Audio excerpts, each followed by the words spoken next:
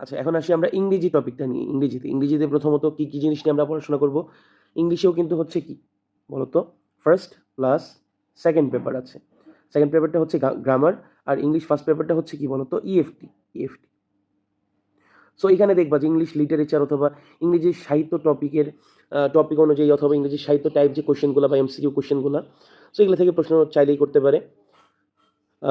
দেন হচ্ছে English second পেপারের ক্ষেত্রে আমরা কি পড়ব? তাহলে ইংলিশ ফার্স্ট পেপার বা ইংলিশ ফর টুডে ইএফটির জন্য আমরা এমসিকিউ টাইপ নলেজ গ্যাদার করব এবং ওভারঅল আমরা শুরু থেকে শেষ পর্যন্ত বইটা রিডিং দিব।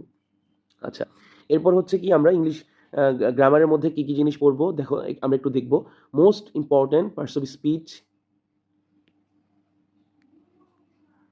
right form of verbs, tense, subject verb agreement, person gender, tag question, transformation and translation and other related যে টপিকগুলো আছে।